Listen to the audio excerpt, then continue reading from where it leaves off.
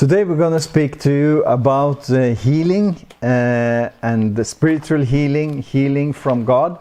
And we're going to speak to us about two different stories about two women that received miracles from God, from Jesus. And we see these stories in the Gospels. And we can put a headline over this message, and that is healing is the bread of the children. You know that in your home the children has a right to bread and they have a right to food. And the same is with healing. Healing is a rightful thing. It's something that God wants to give us in every situation, in every case, because we are the children of God. Now we want to start in Mark 7 and verse 25. For a woman whose young daughter had an unclean spirit heard about him, and she came and fell at his feet. The woman was a Greek and a Syrophoenician by birth.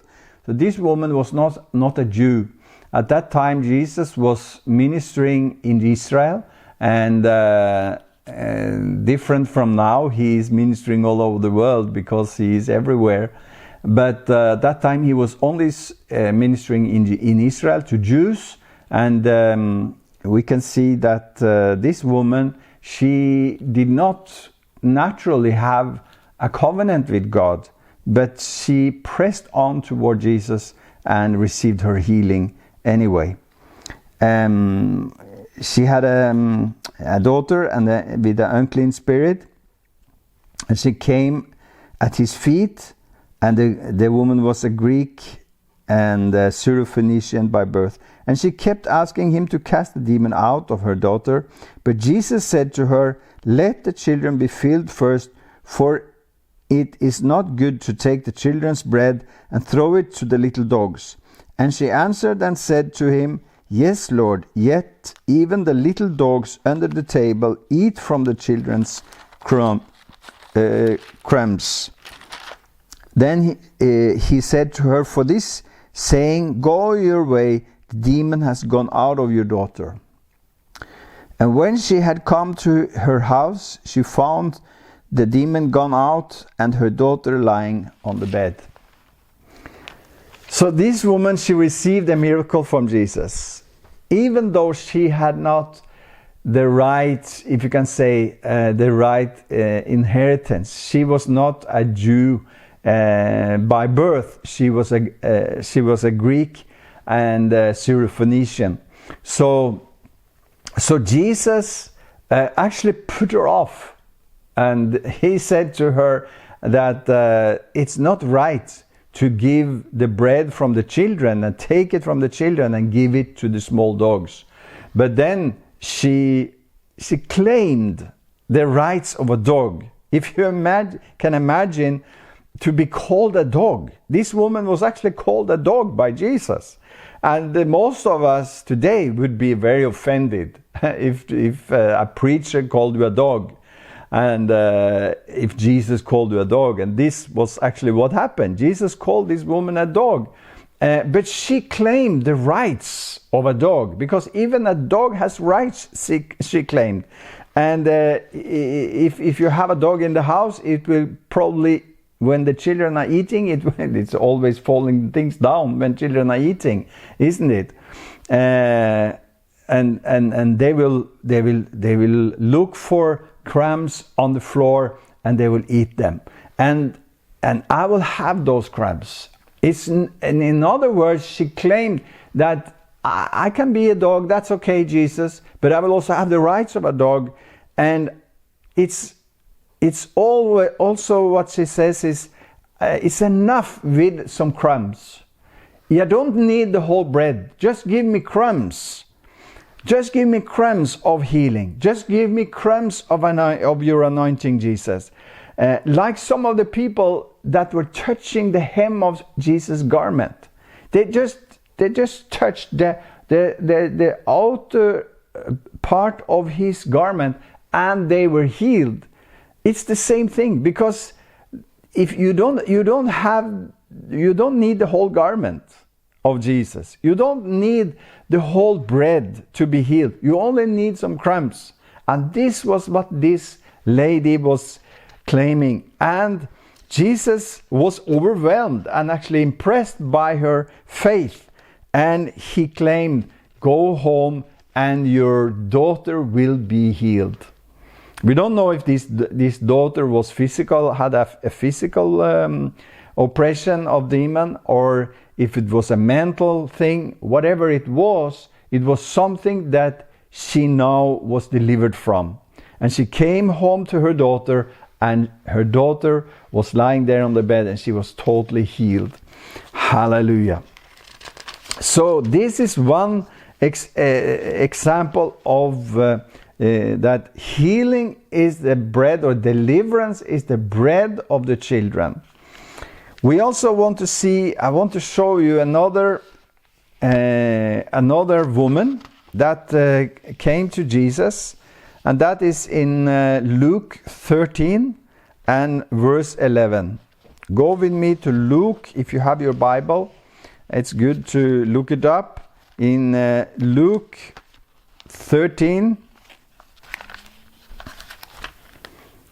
and verse 11.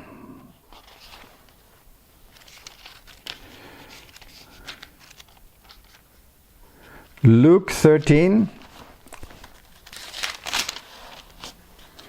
and verse 11. There it says, and behold, there was a woman who had a spirit of infirmity. Sometimes sickness is only a sickness. It's something physical that maybe is natural, if you can say like that. But sometimes it's a spiritual force behind the sickness. Many times it's like that. And in my experience, it's many that we pray for, lay hands on. We have to cast out, and we have to rebuke the spirit, the evil spirit of sickness over a person. And this woman, it's very clear here that she had a spirit of infirmity. And she had that for 18 years. That's 18 years too much. Some people say, I have had this sickness for 10 years or 20 years. Well, probably after so many years, you have been used to the sickness. You have been used to being sick, and it's become a part of your way of life. And that's when it's also hard sometimes to be delivered or be free, because it become a part of your identity. But Jesus here, he had compassion on this lady because she had suffered for 18 years by this sickness. And she was bent over and could in no way raise herself up. Sometimes you can see people maybe in hospitals or out in the street that are bent over because of sickness. And that's the same thing that was with this lady.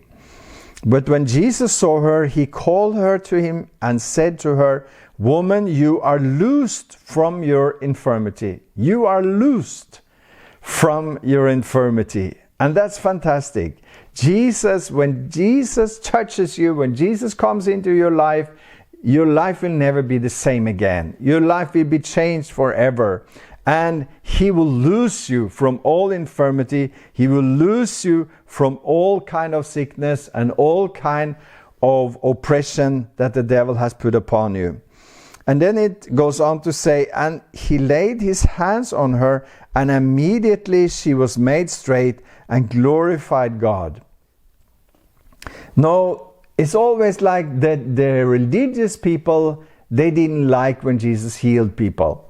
They didn't like when he healed them on the Sabbath, but they didn't like him healing people at all, because they didn't care about people. They were only caring about the law, about the different parts of the law, and to be perfect and so on. But Jesus, he was caring about people. He was caring about the suffering people, and he was caring about anyone that was oppressed by the devil. And it's the same today. Religious people are just out to steal and to destroy and to destroy for you.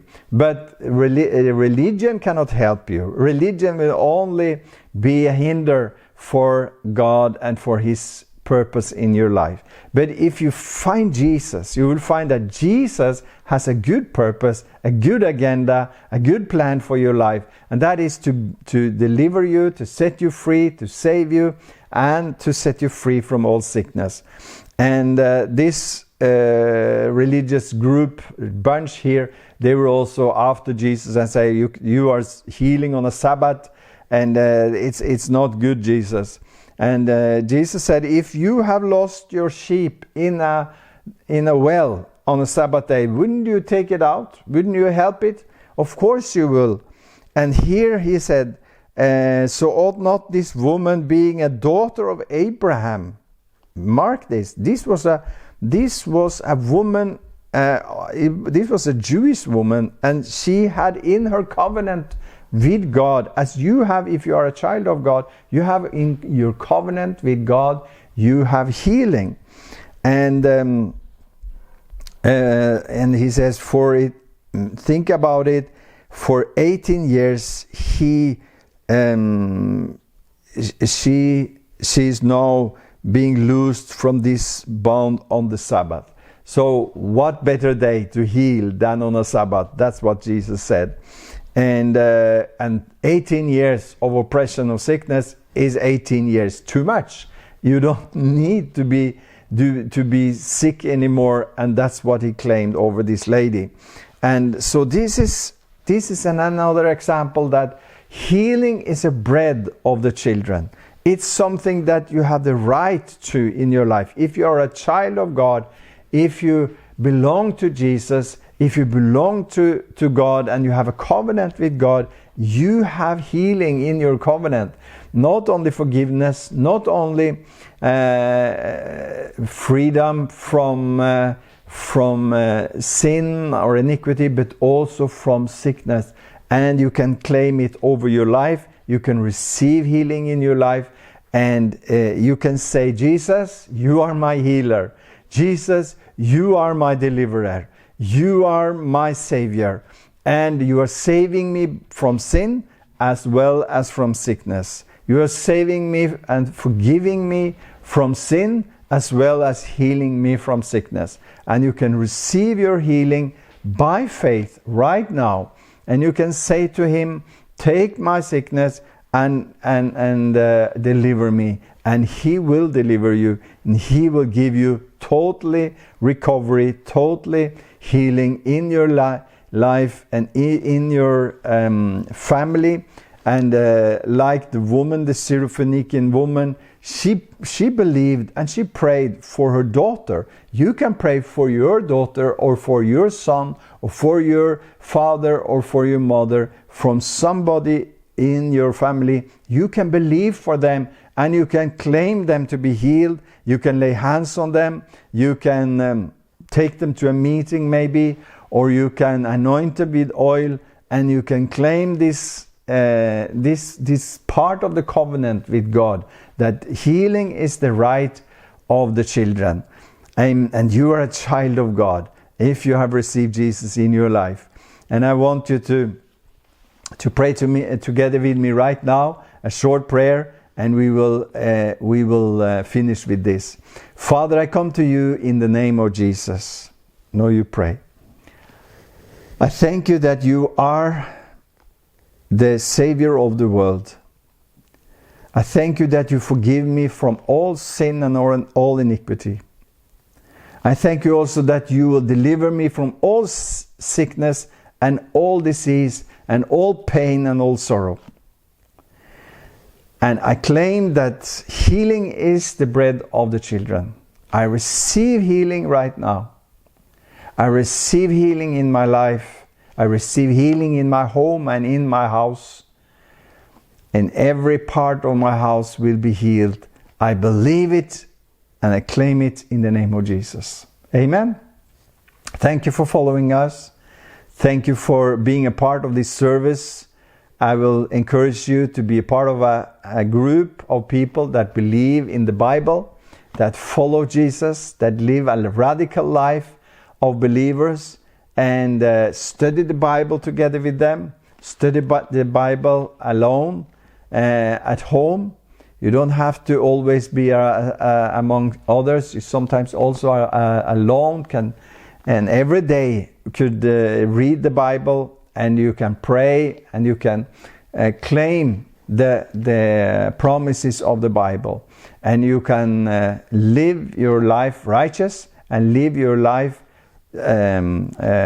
upright before God, and you will have a good life, and you will have a life full of sweetness, full of love, full of the presence of God in your life. In the name of Jesus. Thank you for following me this meeting, and I look forward to see you again. God bless you. Bye bye.